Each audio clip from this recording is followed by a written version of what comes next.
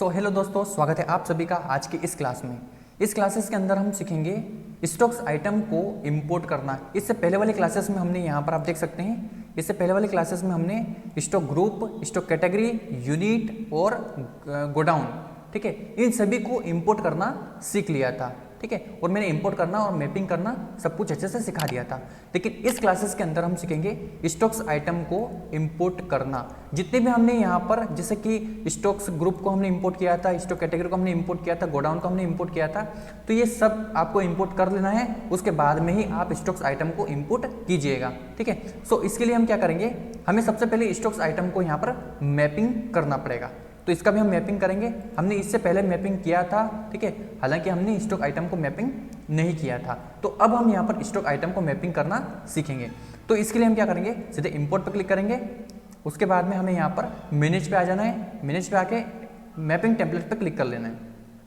जैसे mapping template पर click करेंगे तो हमें यहाँ पर मास्टर्स के अंदर क्रिएट करना है। ठीक है, हम जैसे क्रिएट पर क्लिक करेंगे तो यहाँ पर आप देख सकते हैं कि वही फाइल की जो लोकेशन है हमें यहाँ पर सिलेक्ट कर लेना है। तो हम यहाँ से इस फाइल की लोकेशन को कॉपी कर लेंगे, जहाँ पर भी हमारी फाइल रहेगी जिसको हम मैपिंग करना चाहते हैं।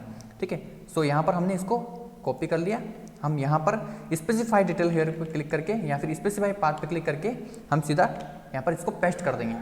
एंटर करेंगे तो यहाँ पर आप देख सकते हैं स्टॉक्स आइटम हमें यहाँ पर दिखाई देगा, मतलब वो फाइल का नाम दिखाई देगा जिस फाइल की लोकेशन हमने यहाँ पर पेस्ट की है।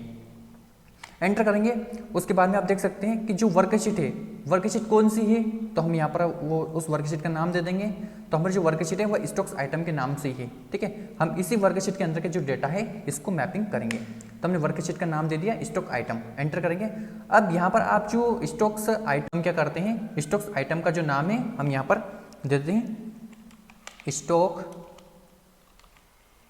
आइटम्स, स्टॉक्स आइटम और इंपोर्ट हम नाम दे देते हैं यहाँ पर।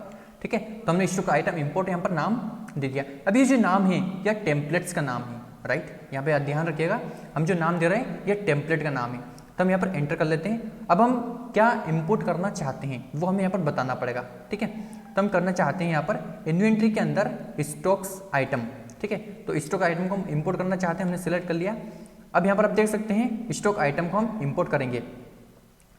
यहाँ पर फील्ड ऑफ टेली प्राइम, मतलब टेली प्राइम की जितनी भी फील्ड है वो सब यहाँ पर दिखाई दे रही है। अब हमें यहाँ पर क्या करना पड़ेगा, यहाँ पर हमें स्टॉक्स आइटम का नाम देना पड़ेगा। तो हम सीधा सिलेक्ट कर लेते हैं। अब हमारा जो कॉलम है यहाँ पे देख सकते हैं list of column header, Excel के अंदर जितने भी कॉलम है उन सभी का हेडर हमें यहाँ पर दिखाई दे रहा है। ये जितने भी हेडर है कॉलम के ऊपर, ये सभी हेडर के नाम यहाँ पर दिखाई दे रहे हैं। तो अभी हमारा जो स्टॉक्स आइटम का जो नाम है वह कहाँ पर है, कौन से हेडर के अंदर है। ठीक है, तो वो हमें यहाँ पर बताना पड़ेगा, मतलब हमें यहाँ पर टेली को बताना पड़ेगा कि हमारी एक्सेल के अंदर जो डेटा है वह कहाँ कहाँ पर है और कैसे कैसे हैं। ठीक है, तो यहाँ पर हम स्टॉक आइटम को सिलेक्ट कर लेते हैं, क्योंकि यहाँ पर स्टॉक्स आइटम में आप देख सकते हैं कि स्टॉक आइटम के अंदर स्टॉक आइटम का जो नाम है वो फर्स्ट वाले कॉलम के अंदर है, जो हमने यहाँ पर सिलेक्ट कर लिया। ठीक है, उसके बाद में हमें यहाँ पर ग्रुप नेम को सिलेक्ट कर लेना है। ठीक है, जो ग्रुप नेम है वह, क्योंकि हमने यहाँ पर जो ग्रुप बना रखे थे उन ग्रुप के अंदर इतनी स्टॉक्स आइटम को रखना है। ठीक है, तो हम क्या करेंगे, यहाँ पर स्टॉक्स आइटम का जो ग्रुप है उसको सिलेक्ट कर लेते हैं। ये यहाँ पर आप देख सकते हैं सेकंड नंबर का जो कॉलम है वह, तो हम यहाँ पर सेकंड नंबर का जो कॉलम है उसको स्टॉक्स मेन ग्रुप के नाम से हमने बना रखा था, हम सिलेक्ट कर लेते हैं। उसके बाद में हमें यहाँ पर कैटेगरी को भी सिलेक्ट कर लेना है। देखिए यहाँ पर कैटेगरी हमें दिखाई नहीं दे रही है, तो हमें कैटेगरी को सिलेक्ट करना पड़ेगा। इसके लिए हम क्या करेंगे, एक्सपेंड ऑल के ऊपर क्लिक करेंगे और यहाँ पर हमें स्टॉक कैटेगरी भी अभी भी दिखाई नहीं दे रही, तो हम शो मोर के ऊपर क्लिक कर देंगे। हम जैसे शो मोर के ऊपर क्लिक करेंगे तो यहाँ पर हमें कैटेगरी भी दिखाई देगी। ठीक है, सो इसकी कैटेगरी भी हमें यहाँ पर दिखाना शुरू हो गई है। हम एंटर कर लेंगे। ठीक है, तो ये कैटेगरी भी यहाँ पर हो जाती है। कैटेगरी हो गई, हम सीधा क्या करेंगे, एंटर करेंगे। कैटेगरी कहाँ है हमारी, तो ये स्टॉक कैटेगरी। ठीक है, स्टॉक कैटेगरी को हमने सिलेक्ट कर लिया। अब हमें यहाँ पर बताना पड़ेगा यूनिट, क्या बताना पड़ेगी, यूनिट। ठीक है, स्टॉक ग्रुप हो गया, आइटम हो गया, स्टॉक कैटेगरी, यूनिट। अब यूनिट बताना पड़ेगी, तो हम सीधा यहाँ पर यूनिट को सिलेक्ट कर लेते हैं। एंटर करेंगे। अब हमारे जो यूनिट है वो सबसे नीचे है, तो हम यहाँ पर सीधा यूनिट को भी सिलेक्ट कर लेते हैं। तो हमने यहाँ पर यूनिट को भी सिलेक्ट कर लिया। अब यहाँ पर आप देख सकते हैं कि जो बेसिक इन्फॉर्मेशन थी वो सब हमने यहाँ पर इनको बता दी है। अब हमें यहाँ पर स्टॉक्स की जो ओपनिंग क्वांटिटी होती है उसको सिलेक्ट कर लेना है। तो हम सीधा क्या करेंगे, यहाँ पर ओपनिंग बैलेंस की जो क्वांटिटी है उसको हम सीधा सिलेक्ट कर लेते हैं। ये क्वांटिटी हमारी क्वांटिटी में आ जाएगी। ठीक है, क्वांटिटी को हमने सिलेक्ट कर लिया। अब हमें यहाँ पर क्वांटिटी को सिलेक्ट कर लेने के बाद में अभी हमें इसको प्राइस बतानी है, पर क्वांटिटी की प्राइस क्या रहेगी, प्राइस रहेगी इसमें रेट, ठीक है। तो हम क्या करेंगे यहाँ पर इसका जो ओपनिंग बैलेंस रेट है इसको सिलेक्ट कर लेते हैं। तो हमने ओपनिंग बैलेंस रेट को सिलेक्ट कर लिया। ये हमारे एक्सेल के कॉलम के अंदर रेट में ही है, क्योंकि यहाँ पर आप देख सकते हैं कि जो कॉलम है वह रेट का है, ठीक है, रेट, ठीक है। तो हम यहाँ पर क्या करेंगे, रेट को भी सिलेक्ट कर लेंगे। तो हमने यहाँ पर रेट को सिलेक्ट कर दिया, ठीक है। एक काम हम रेट को सिलेक्ट कर लेते हैं। हमने रेट को भी सिलेक्ट कर लिया। अब हमें यहाँ पर यूनिट का रेट सिलेक्ट करना पड़ेगा, कि जो हमने रेट सिलेक्ट किया है यह पर यूनिट का रेट है, ठीक है। तो हम क्या करेंगे, यहाँ पर यूनिट का जो रेट है उसको सिलेक्ट करेंगे, ठीक है। तो हम यहाँ पर सीधा क्या करेंगे, रेट पर को सिलेक्ट कर लेंगे और ये हो जाएगा हमारा यूनिट, क्योंकि पर यूनिट का रेट यहाँ पर हमें दिखाना है। तो ये रेट हो गया। उसके बाद में हम क्या करेंगे, यहाँ पर अभी मैंने आपको यहाँ पर बता दिया। अब हमें सिलेक्ट करना है इसकी वैल्यू, किसकी, ओपनिंग बैलेंस की जो टोटल वैल्यू है वो। तो हम क्या करेंगे, यहाँ पर वैल्यू को सिलेक्ट करेंगे, एंटर करेंगे और यहाँ पर हमें इसका जो टोटल रेट है उसको सिलेक्ट कर लेना है। कौन सा वाला रेट, ये वाला। हमने इसकी यूनिट भी बता दी, सब कुछ बता दिया। तो ये हो गया यहाँ पर इसकी जो वैल्यू वगैरह है उसकी इन्फॉर्मेशंस।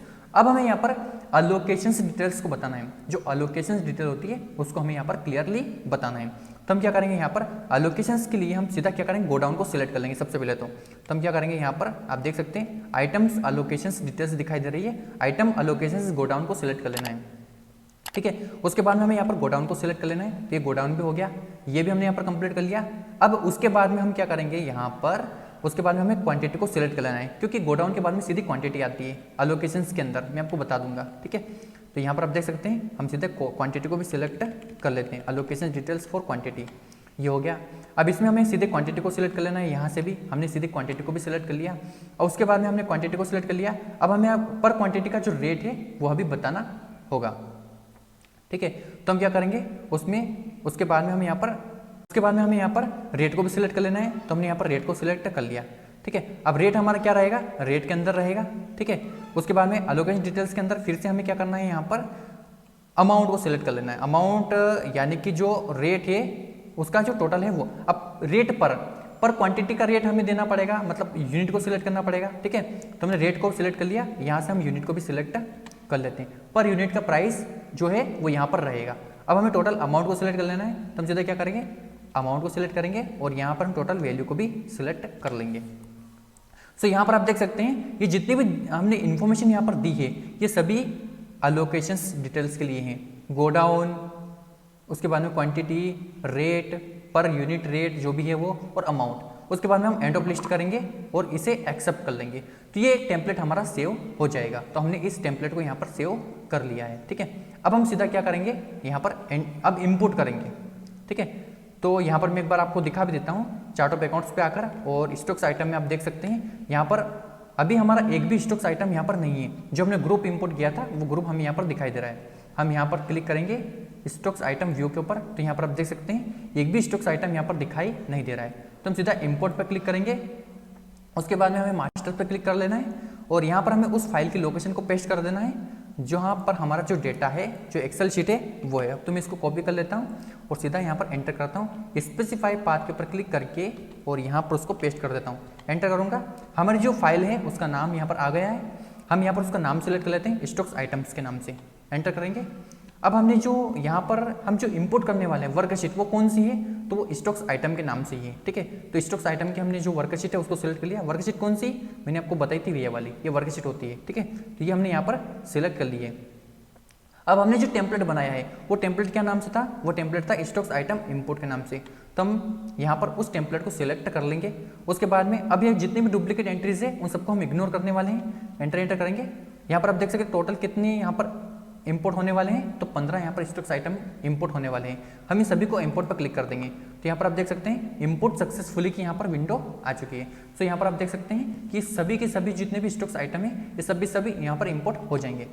अब आप देख सकते हैं कि हमने जितने भी यहाँ पर मैपिंग किए थे वो सब के सब इंपोर्ट हो चुके हैं। ये देख सकते हैं स्टॉक्स आइटम, यहाँ पर पूरी डिटेल्स आप देख सकते हैं। स्टॉक ग्रुप दिखाई दे रहा है, इसके नीचे आइटम्स भी दिखाई दे रहे हैं। अभी हमें सिर्फ स्टॉक्स आइटम देखना है, तो हम स्टॉक्स आइटम व्यू के ऊपर क्लिक करेंगे तो यहाँ पर वो सारे स्टॉक्स आइटम दिखाई देंगे जो हमने इंपोर्ट किया है। आप देख सकते हैं, मैं एक बार आपको दिखा भी देता हूँ। यहाँ पर आप देख सकते हैं अभी हमारा जो फर्स्ट में स्टॉक आइटम आया है वह जिसकी प्राइस है यहाँ पर 449 रुपये। तो हम यहाँ पर 449 का जो 10 क्वांटिटी में है आप देख सकते हैं ये वाली, ठीक है। तो ये जो है ये सभी सीरियल से आया है ABCD ABC सीरियल, ठीक है। तो यहाँ पर आप देख सकते हैं कि हमने जो इंपुट किया है वो सबसे ऊपर 4490 रुपये का जो स्टॉक्स आइटम है वह इंपुट हुआ है। तो यहाँ पर अब भी आप देख सकते हैं 4490 रुपये। तो इस प्रकार से आप टेलीप्राइम के अंदर किसी भी स्टॉक्स आइटम के डेटा को, चाहे वो कितने बड़ा डेटा हो, ठीक है, मैटर नहीं करता कितना बड़ा है, बस टेम्पलेट्स आप उसको सही से मैपिंग कीजिएगा, ठीक है।